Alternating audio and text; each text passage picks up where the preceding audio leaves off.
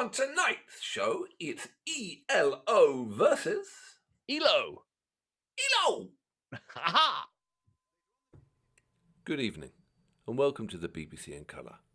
And now, sit back and relax, and enjoy the evening with the Thamesmen.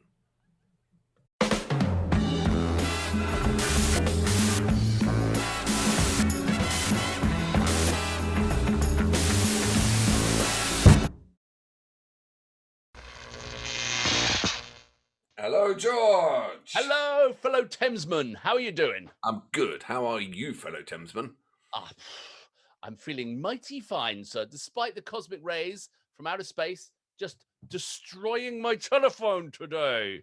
Well, apart from that, it's lovely. All is well with the world. Any excuse to go and buy a new phone is a good day indeed. Anyway. Excellent.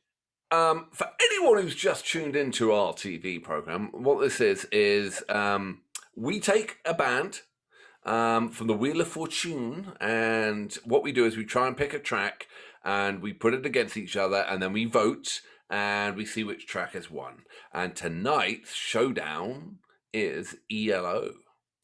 Yeah, and we also try to surprise each other with the track as well, because, you know, it's great to see things we've never seen before. And so, ELO. And the other one we go for is we always go live, because you can't hide when it's live. Mm-hmm. And if you see the true mark of a musician, it's normally when they're live. If they can hold the hold the tune, hold a tune even. They can hold a tune. They're better than us. Right, are you ready for this one? Who knows my technology today? But yes, let's go. Right. Okay, so talking of Showdown, this is Showdown, the song. And it's I could pick a really cheesy hit like Mr. Blue Sky or whatever, but no, what I'm going for, you're just gonna shoot my fox before it comes along, aren't you? So, you're gonna gas my badger. I'm gonna make your badger go bald. So Showdown. Why do I love Showdown? Listen to the hook on the strings. I wish I wrote this song. I really did. And on the album version, it's just got this mellow vibe, and the strings are, and I checked it out live, just as good. So this is live in Hyde Park. For those who don't know, that's London in 2014. Mighty fine year, sir. Mighty fine year. Good year for ELO. All right. Okay, so count me in. 3, 2. Hold on, I'm not ready. Sorry. Abort. Okay, I'm ready. Okay. Technical issues in LA. LA studio, are you ready? I think so. Yes, I'm ready. All right. 3, 2, 1, boom.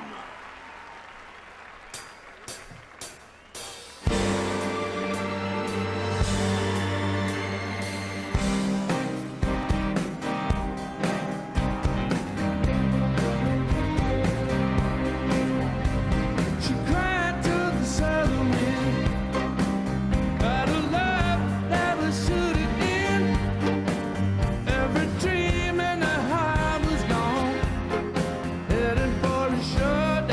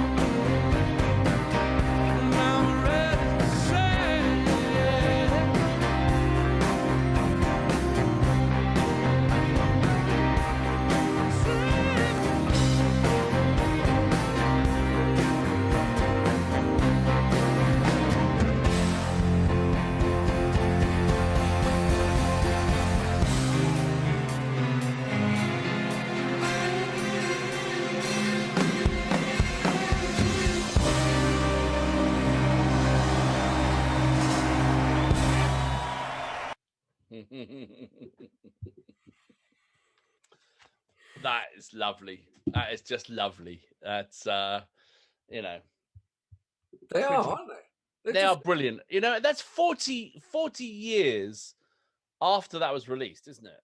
Mm-hmm. Pretty much. Yeah. And he sounds as good now as he did 40 years ago. And not many people can say that. I think I know why. Why is that? Because I think he's one of the world's best producers.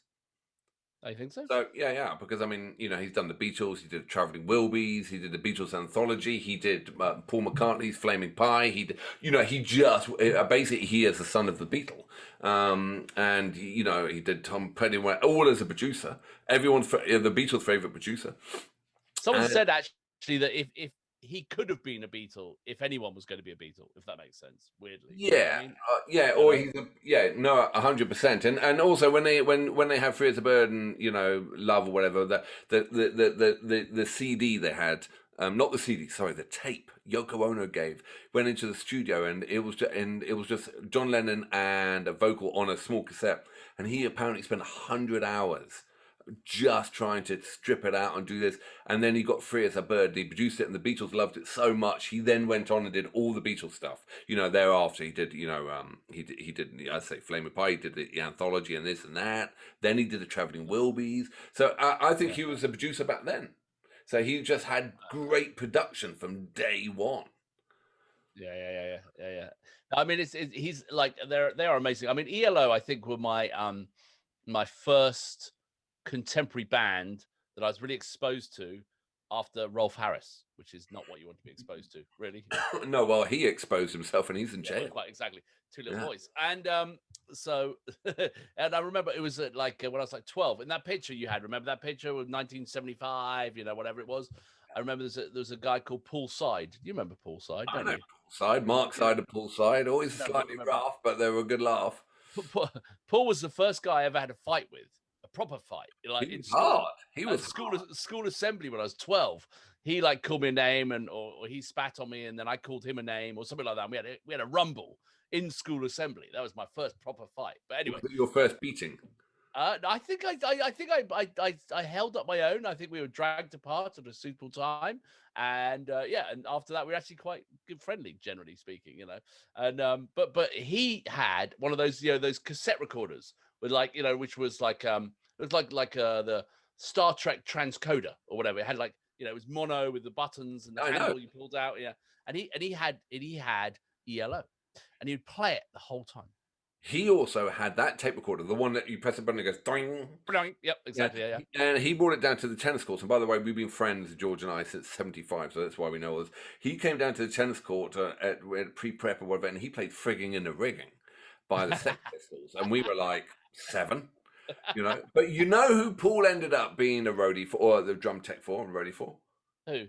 The Levelers. No way. Yeah. He was a drum tech for the Levelers for years. Oh, really? I never knew that. You know what? Yeah, that's when he went off and he disappeared. He ended up with the Levelers and just went on tour with all that lot. Wow, that's cool. I like Paul. He was a character.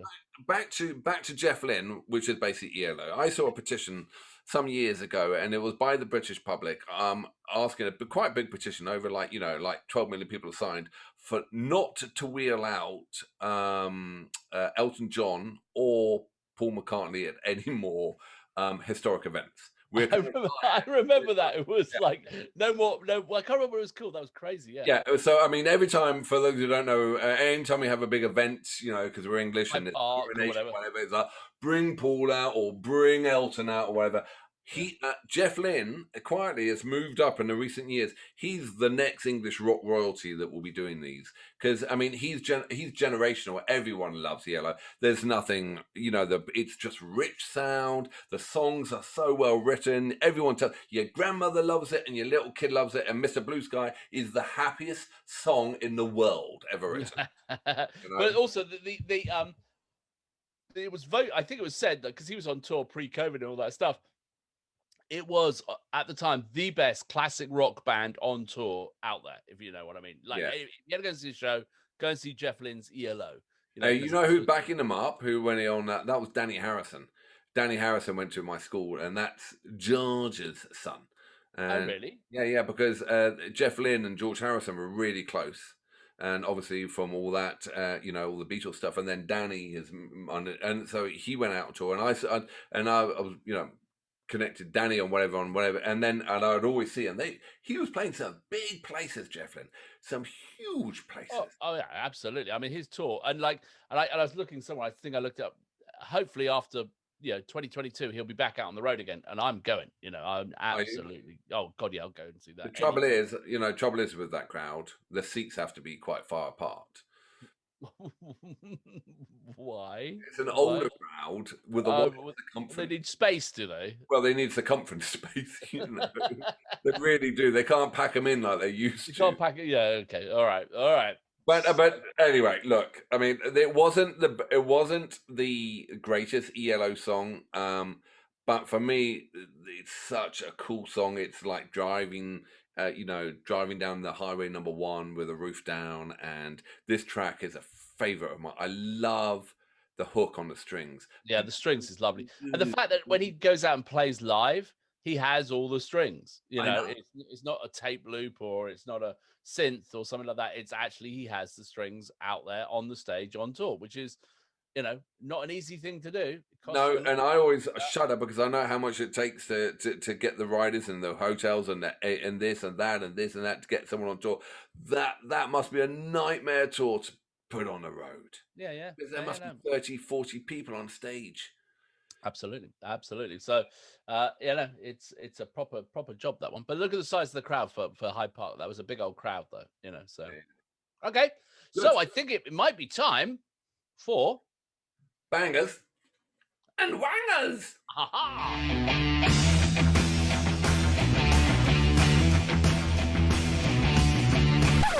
Welcome back. This is where we score. Well, this is an awesome track. But I think you said yourself, it's not the best ELO track, but it's a lovely ELO track. It's not the best track. It's the best for me, and I know that hopefully you're going to pick a bigger song. It was a personal favorite of mine, so score it appropriately, obviously. Okay, all right. Well, so all fair. So I think I would go like an 8.2 here. It's an 8.2 for me. I think it's a lovely song, and Jeff Lynne, amazing. So 8.2. So where are you going to be, Mister? Yeah, I would. If I had a guitar and I was just playing that acoustically, it would still be a great song. It's got a lovely little rhythm to it. Yeah, it's just a really, really well written song. The lyrics and everything. It's nothing complicated. It's just a really well written song. It's an 8.5. Just the songwriting. It's a nicely written song. Okay. All right. So 8.2, 8.5. Let's get our computer fired up. The old Mark II. And how's it doing? 8.2, 8.5. That's a 16.7, I would suggest. Lucky we got the scoreboard. Oh, dear. All right. All right. Let's have a look. Slap it up. Oh, let's do it again. No, really? Yeah. And for those early days in the month. Yeah, those who don't know, we clear the board at the end of the month, and we only cover tracks that we really love. So I mean, we're competing here with 2 Led Zeppelin, 2 Fleetwood Mac, and an ELO. So we really don't pick. Early days, and going on the past couple of months, I will let the side down and choose something absolutely awful, which will be at the bottom of the charts. And so enough said about that. So yeah, we can edit this bit out. But if anyone wants to know what he's talking about, go and look at his Gary Moore choice from the Guitar Gods. Okay, it wasn't ideal, was it? No, it wasn't ideal at all. But anyway, let's not dwell. Let's not dwell on that one. Excellent. Good. All right. So I think we should be wrapping this up. Yes. And moving into the part 2 of the battle. See you in part 2. Let's reform our armies. Let's take our lines. Don't think ELO have got an army. They had it on stage. They had like 40 people. When we're back to who would win in a fight, they had sheer numbers. the army were all in the front with their Zimmer frames and colostomy bags. They've all got to stop after a track and go for a pee. Okay, all right. Well, okay, my next track coming up is gonna shatter that myth. Okay, Good. I'm gonna shatter that myth. Okay, so there's gonna be no old people in the crowd. You'll see. All right. You'll see that they're like they're millennials. All right, let's do it. I'll see you in part 2. Got it. Ciao.